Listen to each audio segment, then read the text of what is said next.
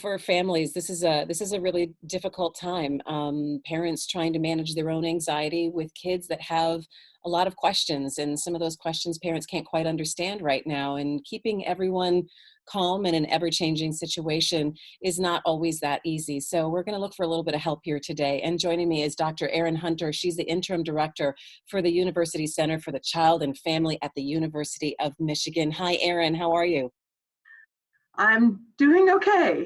Yeah, Um, you're a clinical psychologist. Can you give us an idea of what you have been seeing over the last week and a half, and some of the issues that parents and children are bringing to you? this is a really stressful time. This is a time where I feel like it's very uncharted. And what's hard is then things aren't predictable and we don't know what's coming. So there's just a lot of stress, and I think a lot of stress for families as really the structure of our society has completely changed over the last week. Schools are closed and now people are homeschooling.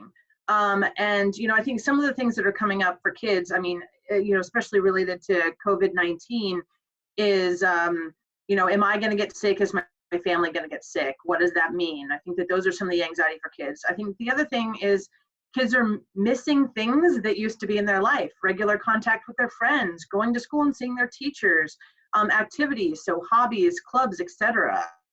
And I think that that is hard on kids, and depending on the age, they'll have different levels of understanding of kind of what that is and what's going on. And I think for parents, a lot of things too. How do I keep myself and my family healthy?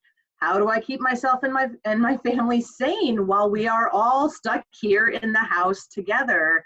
How do I manage all of these roles where I'm trying to do my job from home, but I'm also now a homeschool teacher, and I'm also a cook and a cleaner and, Yeah. a doctor and kind of everything else. And I just think that there's many more demands on families, as well as perhaps some anxiety about their jobs. What you said really resonated to me in terms of the different levels of understanding. I have three kids, and they range in age from elementary, middle, high school, and there's totally different questions coming from all three of them. And then the feeling that you've got to make sure it's all working, and that it's all working really, really well.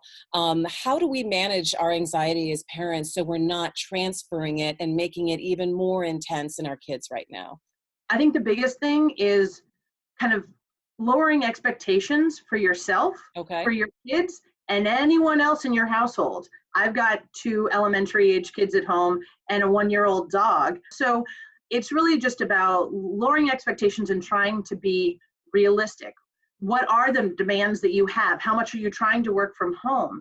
How much, what is the age of the level of your kids? How much support are they going to need with different things?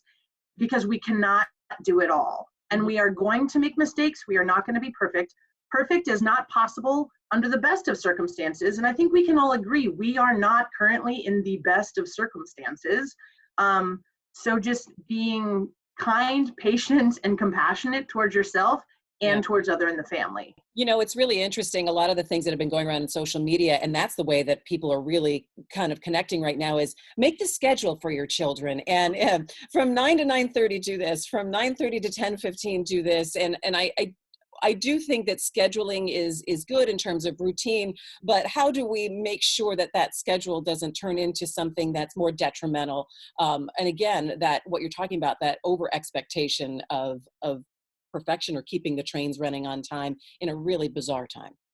I will say having a set routine, I think is very crucial for kids and families and kind of everyone, because what the routine does, it establishes a sense of predictability in a world that feels a little bit out of control right now. So we want to have a schedule so that we have that predictability to reduce anxiety, but have it be a little bit of a flexible schedule too. And what is realistic? I think the most important thing is that when we become overly rigid with the schedule, then all of a sudden we're become even more stressed. And that stress is going to be felt by us, the kids. Kids pick up on much more than we even think that they do, not that they always understand it. And they're going to feel that stress. So the more rigid we are and the more that it's a stressor versus a helper, then it's going to undermine the whole reason why you have a schedule.